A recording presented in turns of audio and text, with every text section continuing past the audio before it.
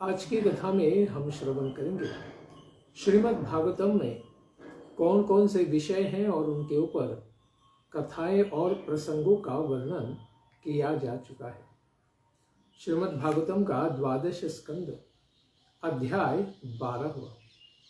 सूत गोस्वामी उन विषयों की सूची देते हैं जिनके ऊपर उन्होंने विस्तार से कथा का श्रवण सबके कल्याण के लिए कर चुके हैं। नमो धर्माय महते नमः कृष्णाय वेदसे ब्राह्मणेभ्यो नमस्कृत्य धर्मान् वक्षे सनातनान्। सूत गोस्वामी कहते हैं, भगवत भक्ति स्वरूप महान धर्म सनातन धर्म भागवत धर्म को नमस्कार है। विश्व विधाता भगवान श्री कृष्ण को नमस्कार है।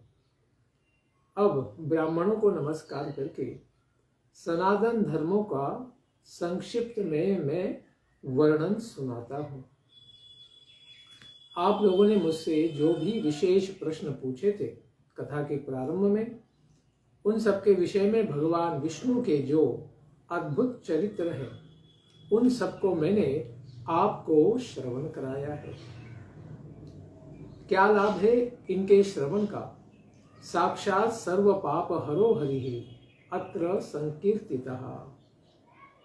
इस भागवत महापुराण जो सर्व पाप विनाशक है, साक्षात भगवान श्री हरि का इसमें विस्तार से वर्णन किया गया है। वे ही नारायण ऋषिकेश भगवान तथा भगवत भक्तों के स्वामी भी कहे जाते हैं। इस श्रीमद् भागवत महापुराण में अत्यंत गोपनीय ब्रह्म तत्व का, परमात्मा तत्व का और भगवत तत्व का विस्तार से वर्णन हुआ है। उस परब्रह्म में ही जगत की उत्पत्ति, स्थिति और प्रलय की भी प्रतीति होती है। इस पुराण में उसी परमात्मा तत्व का अनुभवात्मक ज्ञान और उसी के साथ उसकी प्राप्ति के साधनों का स्पष्ट वर्णन किया गया है।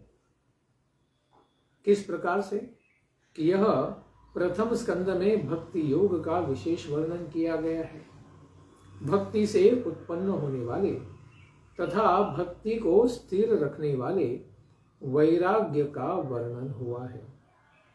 परीक्षित महाराज का उपाख्यान है, उनका जन्म किस प्रकार से हुआ तथा नारदोपाख्यान है।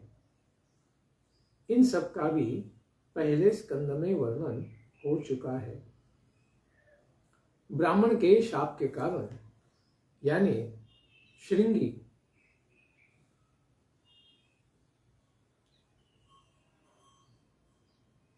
ब्राह्मण के शाप के कारण राजर्षि परीक्षित इन्होंने आमरण अनशन ऋषिवर्य शुकदेव जी के साथ राजा परीक्षित का संवाद, इसका भी उसके पश्चात यानी द्वितीय स्कंद में इसकी शुरुआत हो जाती है। और शाप का वर्णन पहले स्कंद में किया गया है। शमीक ऋषि के पुत्र श्रृंगी ने उनको शाप दिया था। योग धारण के द्वारा शरीर त्याग की क्या विधि है? ब्रह्मा जी और नारद जी का संवाद, जिसमें इस संसार में भगवान कौन है, क्या ब्रह्मा जी ही भगवान है या भगवान ब्रह्मा जी से परे हैं, इसका भी वर्णन नारद और ब्रह्मा जी के संवाद में आया। अवतारों की चर्चा तथा सर्वप्रथम प्राकृतिक सृष्टि का वर्णन भी हुआ है द्वितीय स्कंद में। उसके पश्चात तृतीय स्कंद में विदुर जी और उद्धव जी का संवाद, उसके बाद विदुर और मैत्रेय महर्षि का संवाद, पुराण संहिता विषयक प्रश्न तथा श्री भगवान के परम धाम का गमन का भी संक्षेप में वर्णन किया गया है। गुणों के शोभ के द्वारा प्राकृतिक सृष्टि, महत्त्व आदि 7 प्रकृति विकृतियों के द्वारा कार्य सृष्टि का वर्णन हमने श्रवण किया। उसके बाद ब्रह्मांड की उत्पत्ति कैसे हुई, उसमें विराट पुरुष की स्थिति का स्वरूप विशेष रूप से विस्तार से समझाया गया है। उसके पश्चात कालस्य स्थूल सूक्ष्मस्य गति ही, सूक्ष्म और स्थूल दोनों काल की गति क्या है? परमाणु, एटॉमिक टाइम, परमाणु काल की गति क्या है? लोक कमल की उत्पत्ति, जिसमें सारे संसार 14 लोक प्रकट होते हैं, उस कमल की उत्पत्ति।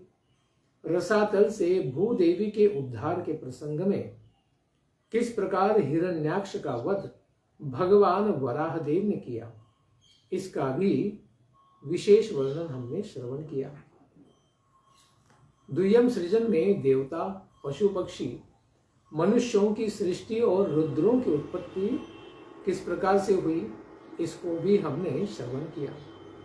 उसके पश्चात उस अर्धनारी नटेश्वर के स्वरूप का वर्णन, जिससे स्वयंभू मनु का जन्म वर्णित किया गया है, जो पहले दंपति बने संसार के, जिनके विवाह के द्वारा सृष्टि या मनुष्य जाति का विकास हुआ। इस प्रकार स्त्रियों में उत्तम आद्या प्रकृति शतरूपा हुई, इनका जन्म, और कर्दम प्रजापति का चरित्र, उनसे मुनि पत्नियों के जन्म का भी वर्णन तीसरे स्कंद में हमने श्रवण किया।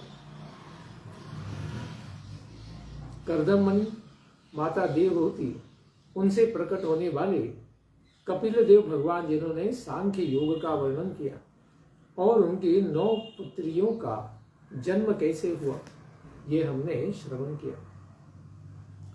उसके बाद माता देवहूति के साथ भगवान कपिल देव का संवाद, इसमें सांख्य योग और भक्ति योग, इनका विस्तृत वर्णन भी हमने श्रवण किया है। उसके पश्चात चौथे सर्ग में, यानी चौथे स्कंद में, मरीचि आदि नव प्रजापतियों की उत्पत्ति कैसे हुई, फिर दक्ष प्रजापति के यज्ञ का विध्वंस किस कारण से हुआ, राजर्षि ध्रुव और पृथु जी का चरित्र, उसके पश्चात राजा प्राचीन बरही और भगवान नारद जी, इनका संवाद, और राजा प्राचीन बरही का कर्मकांड से उद्धार करके उन्होंने भक्ति योग में प्रवेश करके मुक्ति को कैसे पाया, इसको हमने चतुर्थ स्कंद में श्रवण किया। इस प्रकार महर्षियों के प्राचीन बरही और नारद जी के संवाद के पश्चात प्रियव्रत का उपाख्यान, जो स्वयंभू मनु के दूसरे पुत्र थे, पहले तो उत्तानपाद, उनकी कथा चौथे स्कंद में आई। उसके पश्चात प्रियव्रत, इन्होंने किस प्रकार से राज्य की प्राप्ति की, वो 5वें स्कंद के शुरुआत में हमने श्रवण किया। उसके पश्चात महाराज नाभि का वर्णन आया, और उन्हीं से उत्पन्न भगवान ऋषभदेव, और फिर उनके पश्चात प्रकट होने वाले भरत जी का चरित्र, जो 3 जन्मों में भक्ति करके भगवान के धाम कैसे चले गए, इसका विस्तार से श्रवण किया है। उसी के साथ ब्रह्मांड की संरचना किस प्रकार से है, द्वीप कितने हैं, वर्ष, समुद्र, पर्वत, नदियां, इन सब का वर्णन हमने श्रवण किया। उसके पश्चात ज्योतिष चक्र, यानी शिशुमार चक्र का ब्रह्मांड का वर्णन विस्तार से सुना। उसके पश्चात पाताल और नरक कहाँ कहाँ है, कितने हैं, क्या विशेषताएं हैं, इन सब का भी वर्णन हमने श्रवण किया। उसके पश्चात छठे स्कंद में प्रजा प्रचेताओं से दक्ष की पुनः जन्म की प्राप्ति, यानी दक्ष का दूसरा जन्म किस प्रकार से हुआ, उसका हमने श्रवण किया। वे प्रचेताओं के पुत्र के रूप में उत्पन्न हुए, और उनकी जो पुत्रियां हुई, उनकी कौन कौन सी संततियां हुई, जिससे देवता, असुर, मनुष्य, पशु, पर्वत और पक्षियों का जन्म आदि, इसका भी वर्णन हमने छठे स्कंद में श्रवण किया है। उसके पश्चात त्वष्ट्र, यानी त्वष्टा के पुत्र वृत्रासुर का जन्म कैसे हुआ, क्यों हुआ, और उसकी मृत्यु का कारण कौन बने, इंद्र बने, क्यों बने, कैसे बने, इसका वर्णन हमने श्रवण किया। उसके पश्चात बदला लेने के लिए दिति ने हिरण्यकशिपु और हिरण्याक्ष को जन्म कैसे दिया और फिर इनका मृत्यु कैसे हुआ। महाभाग्यवान प्रहलाद जी के चरित्र का वर्णन फिर इसके पश्चात 7वें स्कंद में सुनाया गया है। इस प्रकार फिर 8वें स्कंद में मनवंतरों की कथा श्रवण की कि कौन कौन से मनवंतर हैं। उसी में फिर 6ठे मनवंतर में गजेंद्र मोक्ष की कथा का श्रवण किया।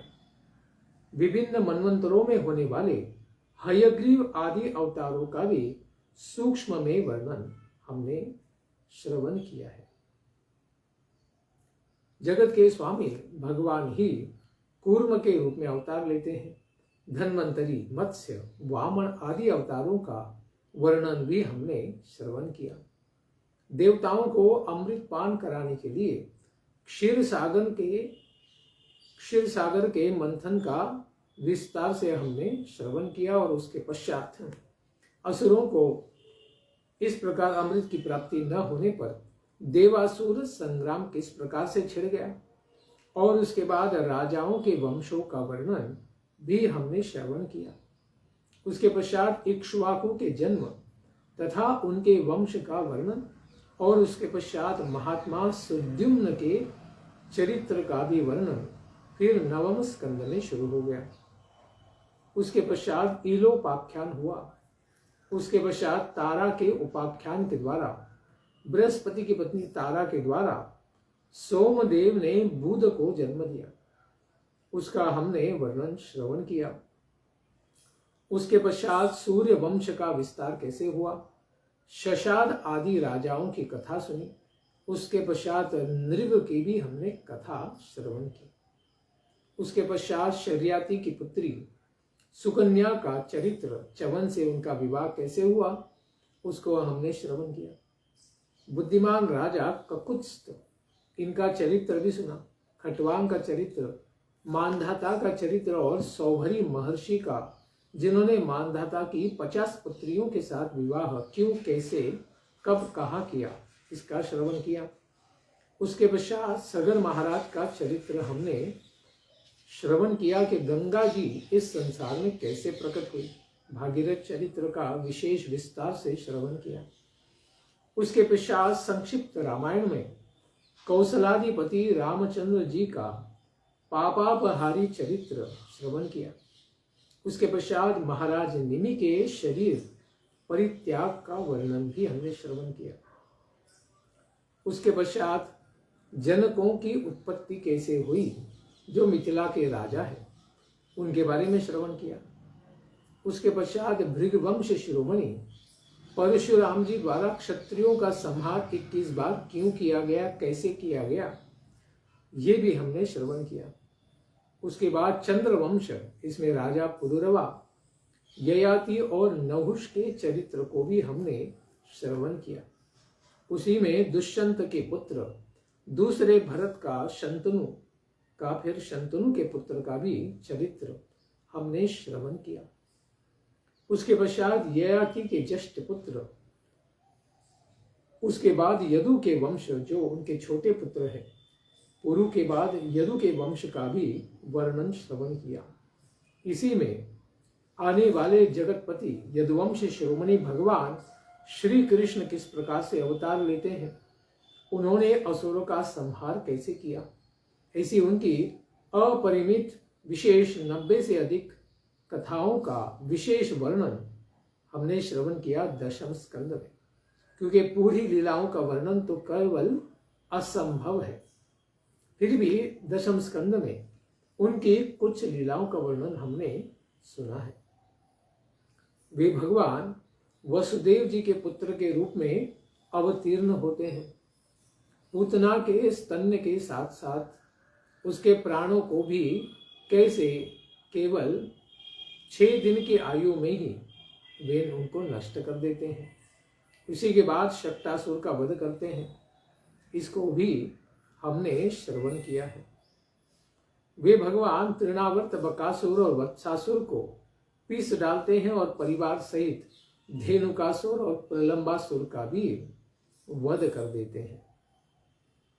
ऐसे भगवान दिव्य फैलाती हुई दावाग्नि से सारे गोपों की रक्षा करते हैं, कालिया नाग का दमन करते हैं और अजगर से भी बाबा नंद बाबा को महाशिवरात्रि की रात्रि में बचाते हैं। गोपियों ने श्री भगवान को पति के रूप में प्राप्त करने के लिए किस प्रकार से कात्यायनी व्रत किया और उनसे प्रसन्न होकर भगवान ने उन सबों को अभिप्रेत वरदान दिया कि वे सब भगवान की अर्धांगिनियां बनेंगी। उसके पश्चात यज्ञ पत्नियों पर भगवान ने कृपा की। उनके पतियों को भी अत्यंत मनस्ताप हुआ और उन्होंने भी क्षमा भगवान से मांगी, क्योंकि भगवान को और भगवान के गोप बालकों को उन्होंने यज्ञ का प्रसाद देने के लिए तैयारी नहीं दिखाई थी। भगवान ने फिर गोवर्धन पर्वत धारण किया इंद्र के अहंकार को साफ करने के लिए। तो फिर इंद्र भी भगवान को समझते हुए उनके चरणों में शरणागत हो गए और कामधेनु के साथ आकर उन्होंने भगवान का अभिषेक किया। और फिर शरद ऋतु की रात्रियों में भगवान ने गोपियों के साथ रास नृत्य किया। उसके पश्चात भगवान ने दुष्ट शंखचूर नामक असुर का वध किया, अरिष्टासुर और केशी को मारा। तदनंतर अक्रूर जी के साथ मथुरा वृंदावन से वे मथुरा चले गए। उनके साथ भगवान श्री कृष्ण इस प्रकार मथुरा में प्रवेश करते हैं और उसके पहले गोपियों ने विलाप किया और फिर भगवान बलराम जी के साथ जाकर नगर का दर्शन करते हैं। कुवलिया पीर हाथी को मारते हैं, मुष्टिक चाणूर आदि सारे पहलवानों को नष्ट करते हैं और उसके पश्चात दुष्ट मामा कंस का भी वध कर देते हैं। फिर उसके पश्चात कभी स्कूल न गए ऐसे भगवान श्री कृष्ण विद्याध्ययन करने के लिए सांदीपनी गुरु जी के पास जाते हैं और गुरु दक्षिणा में उनके मरे हुए पुत्र को यमराज जी से वापस आकर लौटा देते हैं। और फिर उद्धव जी तथा बलराम जी के साथ मथुरा में निवास करते हुए भगवान यदुवंशियों का हर प्रकार से उपकार करते हैं। वहां पर जरासंध बहुत बार 17 बार सेना लेकर आता है और भगवान ने उन सबों का वध करके पृथ्वी के भार को किस प्रकार से हल्का कर दिया, इसका भी हमने विस्तार से श्रवण किया। उसके पश्चात मुचकुंद जी ने काल यवन को किस प्रकार से भस्म किया, क्योंकि वे यानी यादवों के द्वारा कभी भी काल यवन का वध नहीं होना था। इसलिए भगवान ने मुचकुंद जो गुफा में सोए थे उनके राग यानी क्रोध के द्वारा काल यवन को कैसे भस्म करा दिया, इसका हमने श्रवण किया। और फिर 18वीं बार जरासंध के आक्रमण में भगवान ने विशेष रणछोड़ की लीला की और रातों रात द्वारकापुरी का निर्माण किया और उनमें सब यादवों को उन्होंने रात्रि में ही पहुंचा दिया। उसके पश्चात भगवान किस प्रकार से विवाह करते हैं और सत्यभामा को लेकर जाकर स्वर्ग लोक से पारिजात वृक्ष को ले आते हैं और साथ ही सुधर्मा सभा को भी ले आते हैं। युद्ध में भगवान श्री हरि से द्वेष करने वाले राजाओं को भगवान ने परास्त किया और कौंडिन्यपुर से रुक्मिणी जी का हरण कर दिया। भगवान युद्ध में शंकर जी पर ऐसे बाण छोड़ते हैं कि वे जम्भाई अस्त्र छोड़ने से भगवान शिव जी भी युद्ध छोड़कर चले जाते हैं। और इधर बाणासुर भगवान से युद्ध करते हुए फिर भगवान क्रोधित होकर उनकी भुजाओं को काट डालते हैं और फिर प्राग ज्योतिषपुर के स्वामी नरकासुर को भी मारकर अपने ही पुत्र का वध करके 16,000 कन्याओं को वे पत्नियों के रूप में स्वीकार करते हैं। उसके पश्चात अनेक दैत्य शिशुपाल, पौंड्रक, शाल्व, दंतवक्र, शंबर, द्विविध, पीठ, मूर, पंचजन, इन सब दैत्यों का पौरुष भगवान ने कैसे नष्ट किया, उसका भी वर्णन हमने श्रवण किया। ऐसे वीरों को भी भगवान ने मारा और भगवान ने चक्र से काशीपुरी को 28 दिन तक जलाया महाभारत युद्ध में पांडवों को निमित्त बनाकर भगवान ने पृथ्वी के ऊपर से विशेष क्षत्रियों का भार नष्ट किया।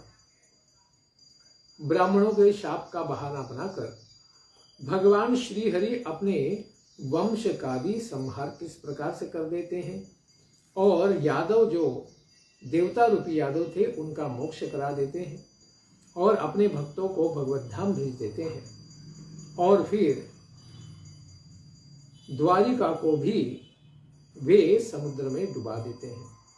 इसका वर्णन हमने श्रवण किया। श्री भगवान और उद्धव जी का विशेष विस्तार से अद्भुत संवाद उद्धव गीता 11वें स्कंद में हमने श्रवण किया। उसमें संपूर्ण आत्मविद्याओं का और धर्मों का निर्णय भी किया गया।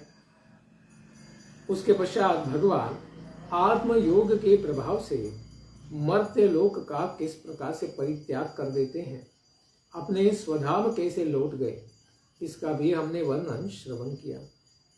फिर उसके बाद आखिरी इस 12वें स्कंद में युगों के क्या लक्षण हैं, उनमें रहने वाले लोगों के क्या क्या व्यवहार हैं, इनका वर्णन किया।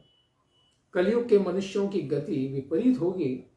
4 प्रकार के प्रलय और 3 प्रकार की उत्पत्ति का भी वर्णन हमने श्रवण किया है। परम ज्ञानी राजा परीक्षित का शरीर त्याग कैसे हुआ, वेदों की शाखाओं के क्या क्या विभाग हैं, तथा महर्षि मार्कंडेय जी की सत्कथा उपाख्यान को भी 3 अध्यायों में हमने श्रवण किया। श्री भगवान के अंग उपांगों का वर्णन और जगदात्मा भगवान सूर्य के गणों का विशेष वर्णन पिछले अध्याय में हमने श्रवण किया है। इसलिए हे श्रेष्ठ ब्राह्मणों, आप लोगों ने मुझसे जो भी पूछा था उसके बारे में मैं आपको सुना चुका हूं। मैंने भगवान की लीलाओं और अवतारों का भी वर्णन किया है। जो मनुष्य पतितः स्खलितश्चार्थ क्षुत्वा वा विवशो गृणन् ब्रुवन् हरे नमः इति उच्चैर मुच्यते सर्व पातकात्। जो मनुष्य गिरते पड़ते फिसलते हुए या दुख भोगते हुए या छींकते हुए ही विवशतावश ही सही जोर से हरे नमः भगवान हरि को मैं नमस्कार करता हूं, इस प्रकार अगर उच्चारण कर लेता है तो वह समस्त पापों से मुक्त हो जाता है। इतना महान महत्व है भगवान के नाम के उच्चारण का। समस्त परिच्छेदों से रहित श्री भगवान के इस प्रकार नाम संकीर्तन करने से अथवा उनकी महिमा का श्रवण करने से पुरुषों के चित्त में प्रवेश करके उनके समस्त पापों का उसी तरह वे विनाश कर देते हैं जिस प्रकार सूर्य अंधकार को विनष्ट कर देते हैं तथा आंधी मेघों को तितर बितर कर देते हैं। जिस वाणी के द्वारा श्री भगवान के गुण लीला नाम धाम आदि का वर्णन नहीं किया जाता है वह सुंदर वाणी भी असुंदर है, और जिस वाणी के द्वारा श्री भगवान के गुणों का वर्णन किया जाता है वही वाणी पवित्र, सत्य और मंगलमयी है।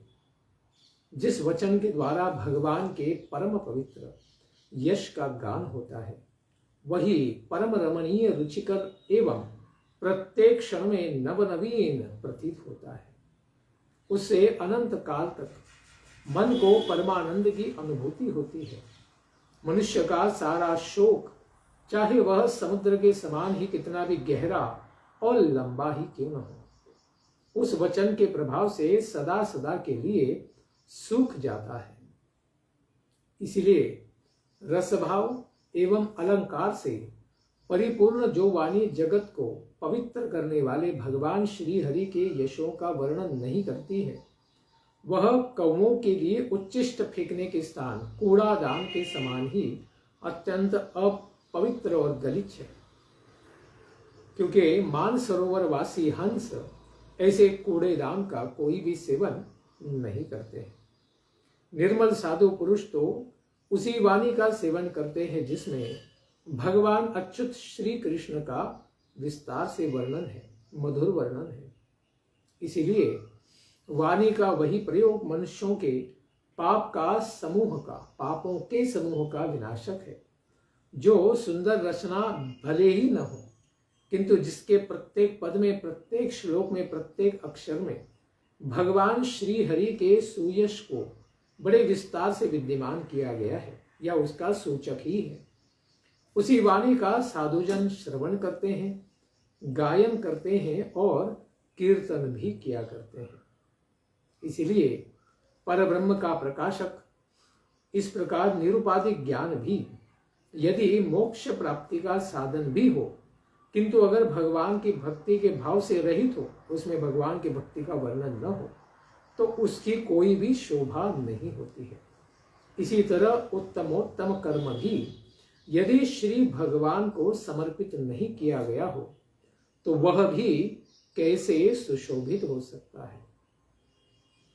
संसार में व्यक्ति वर्णाश्रम के अनुकूल आचरण करे, तपस्या करे, अध्ययन आदि में भी जो अत्यधिक परिश्रम किया जाता है, वह यश और श्री प्रदान करने वाला तो होता है, किंतु श्री भगवान का नाम, गुण, रूप, लीला, इनका कीर्तन तो उनके चरणों की निरंतर स्मृति को प्रदान करने वाला है, जो वर्णाश्रम धर्म को 100 या 1000 जन्म भी अच्छे से पालन करने से प्राप्त नहीं हो सकता है।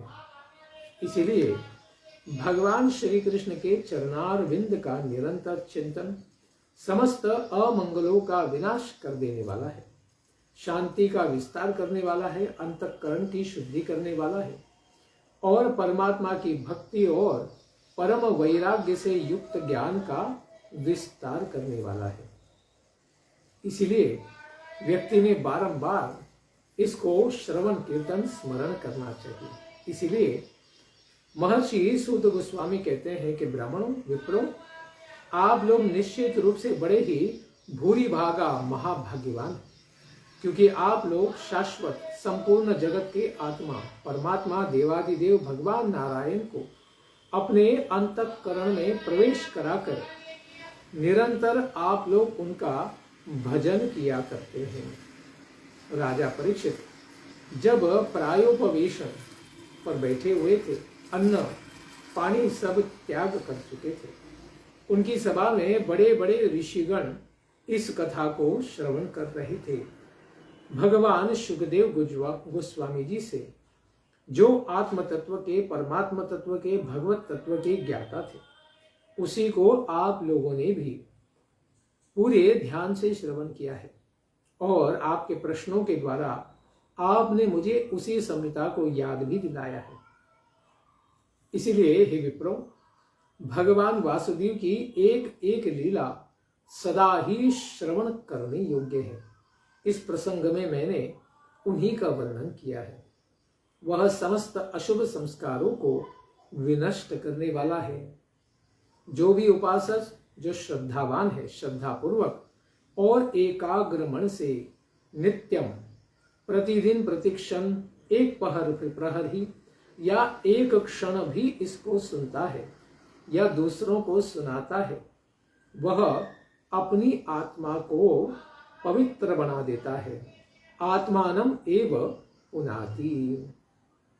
इसका पाठ द्वादशी अथवा एकादशी के दिन बड़ी सावधानी पूर्वक पढ़ने वाला व्यक्ति या सुनने वाला व्यक्ति आयुष्मान हो जाता है और बिना खाए ही सावधानी पूर्वक पढ़ने वाला यानी उपवास के साथ पढ़ने वाले व्यक्ति निष्पाप हो जाता है।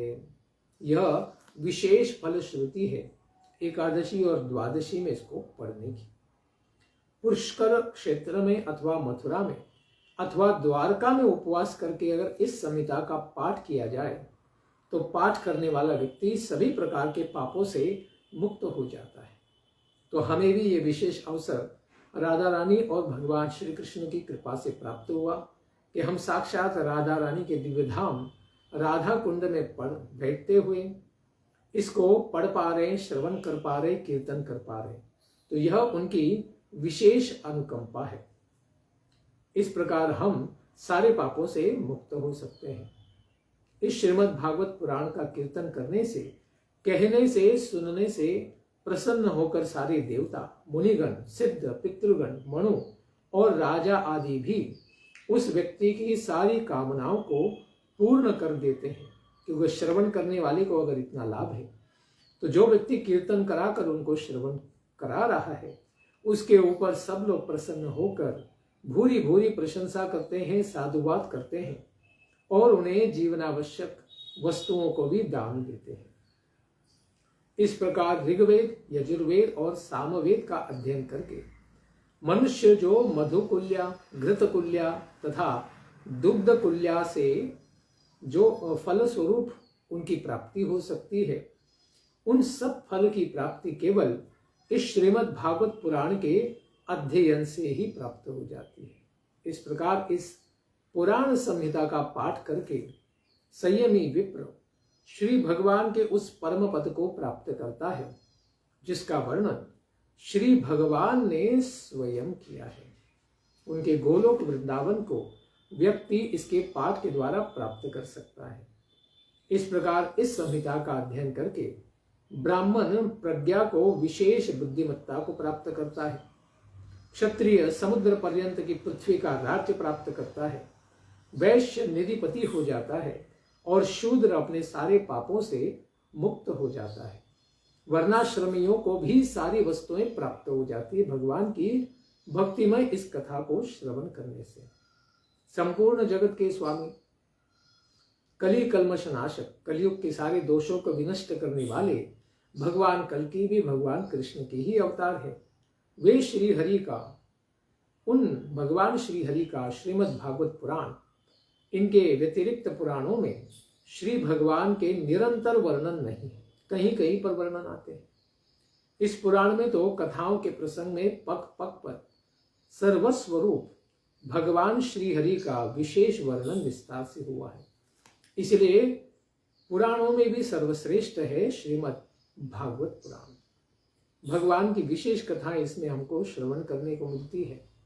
उन अजन्मा अनंत परमात्म तत्व को, जिनमें जगत की उत्पत्ति, स्थिति और संहार की शक्ति है, उन्हीं से संपन्न, उन्हीं के अंश स्वरूप ब्रह्मा, इंद्र तथा शंकर आदि लोकपालों की स्तुतियों के अविषयभूत सदा अपने स्वरूप में स्थित रहने वाले भगवान अच्युत को हम प्रणाम करते हैं, जिन्होंने अपनी आत्मा में ही प्रकृति आदि नव शक्तियों का संकल्प करके इस चराचर जगत की सृष्टि करने वाले तथा जो इसके अधिष्ठान रूप में स्थित है एवं परम पद जिनकी अनुभूति मात्र है, उन देवताओं के आराध्य श्री भगवान को मैं सादर नमस्कार करता हूँ।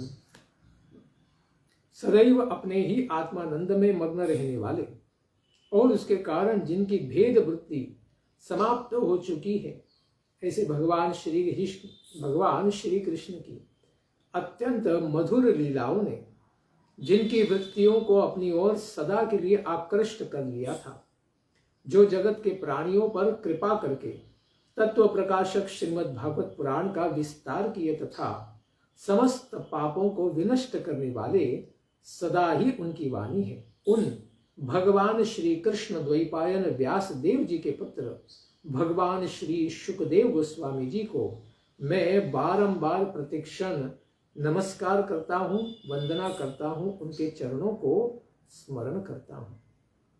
इस प्रकार से श्रीमद् भागवतम में कौन कौन से विषय, कौन कौन सी कथाएं आई, इनके श्रवण कीर्तन से, पाठ करने से कितना लाभ व्यक्ति प्राप्त कर सकता है, परम पद की प्राप्ति कर सकता है।